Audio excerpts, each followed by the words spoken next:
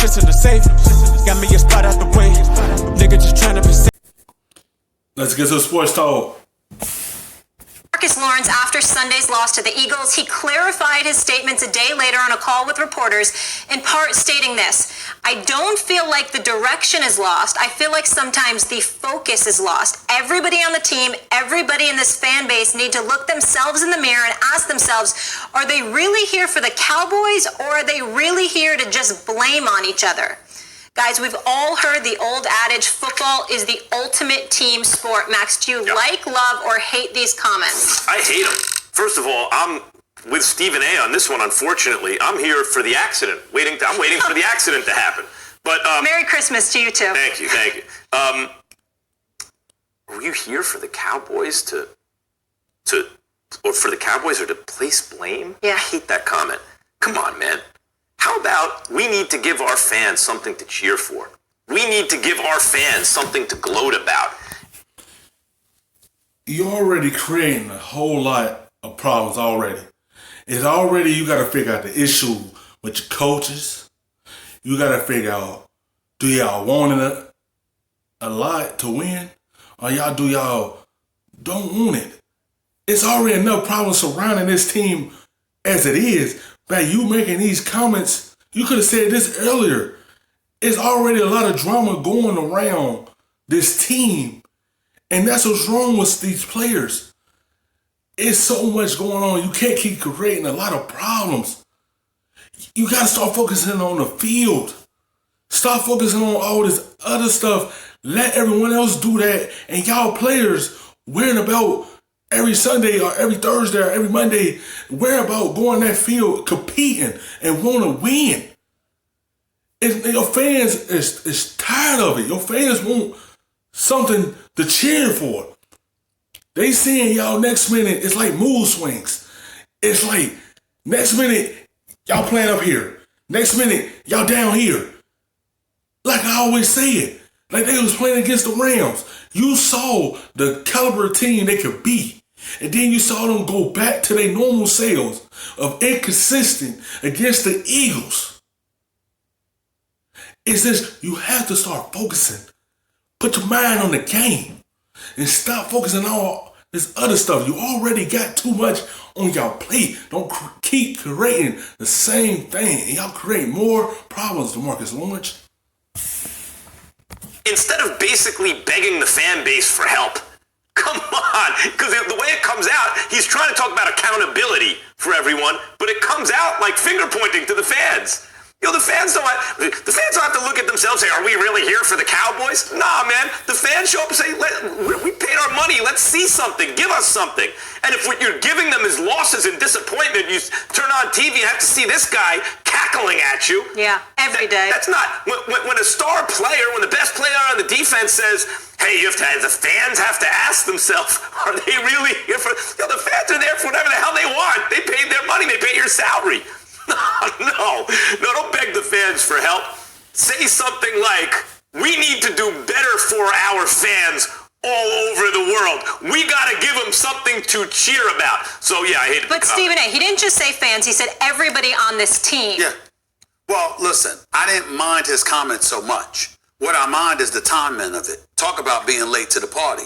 And DeMarcus Lawrence, let me say this to you, my brother, on Christmas Day, because I wish him nothing but the best. He's a Pro Bowler. We know that he's a stud. We know that you can play or whatever. In the last 7 games, you have a half a sack.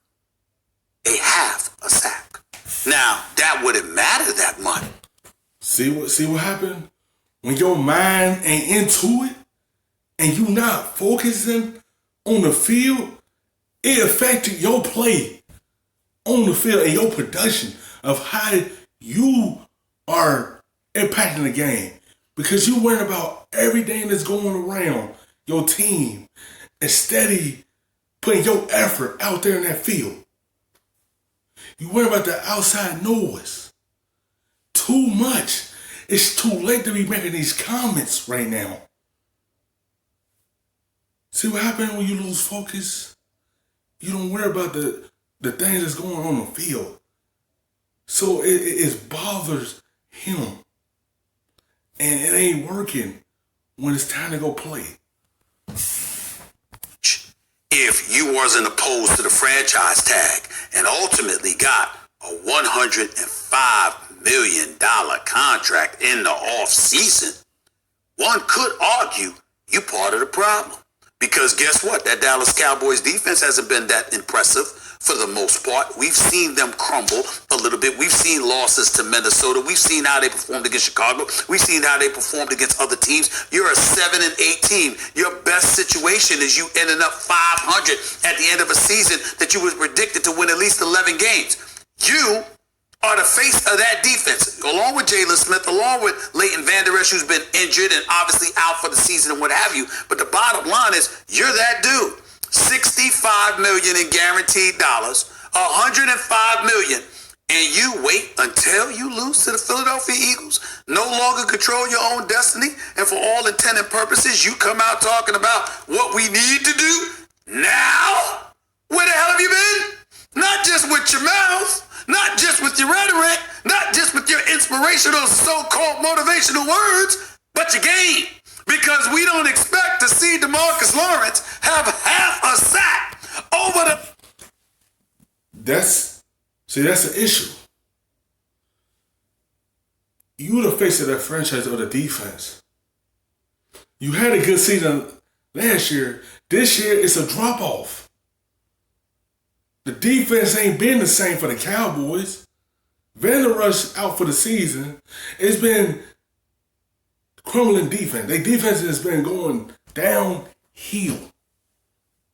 It ain't been the same. Most of the other games that they played, like the Rams game, the Miami game, the first time y'all played the Eagles, like, put that effort consistently. No consistent on that team. You see, next minute, they dominate the game. Next minute, they down here. Where was that when y'all was up here?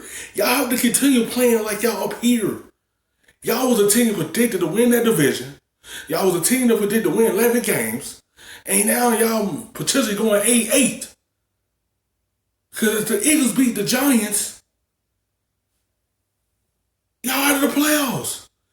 That's what happened when you be inconsistent at the wrong time. Last 7 games. Half a season. But let me play devil's advocate here, because there has been a lot of finger pointing. Is it Dak? Does Dak deserve the contract? Jason Garrett needs to go. It's the media, it is the fans, and apparently it's within the team too, where everybody's just pointing fingers rather than trying to put together a solution. I get it. And look, you know, you say something and you just throw the fans in there, and maybe what he meant to say about the fans was like, we're all in this together. But the way I heard that, the way it came across to me, it is in the same breath that a guy is trying to talk about accountability, basically, it feels like, it smells like finger pointing. And that's the exact opposite of what you want to do. I don't have a problem with him saying you could have all the talent. Talent without direction is nothing at all, because that's clearly an indictment against the coach and the front office. That's basically what you're saying, because you have no direction. Whose responsibility is it to provide direction? When you don't have no identity or no direction of where you want to go, you gonna be wavy. You gonna be like this through a season. Because you have no guidance, no direction path of where you want to go with this team. Yeah, they got all the talent to win.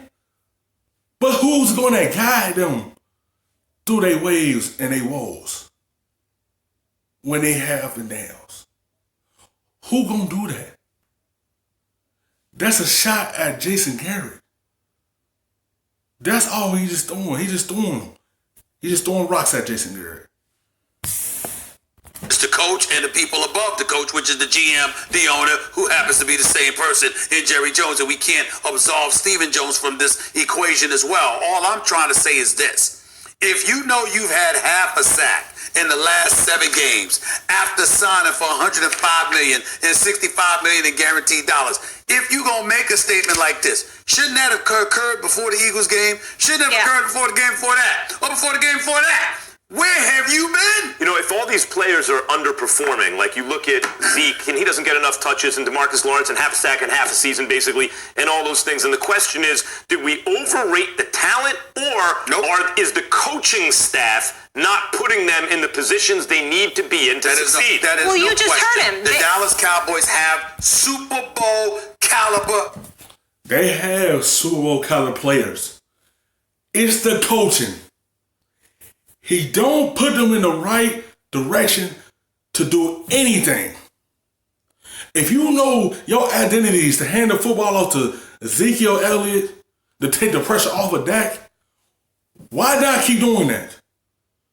The first play of the game, you hand it off to him like 3 times, and then you will go away from him a whole first quarter, and then do the same thing again, and then don't hand the football no more, and just throw the football to him at the backfield. It's the coaching staff. It had to be some changes right there, because you have the good players to be able to win the Super Bowl, but it's up to the coaches to put them players in the right position to succeed. Talent. Seems that way. But the personnel, the leadership that they have in place, we all know the accident is imminent. Yeah, but listen, they had a chance to clinch the division. They have to win this week, and the Eagles lose to make the playoffs. And they're talking about focus as an issue. If you're not focused now, when are you ever going to be? How could you bring up focus now? Thanks for watching ESPN on YouTube. For more sports highlights and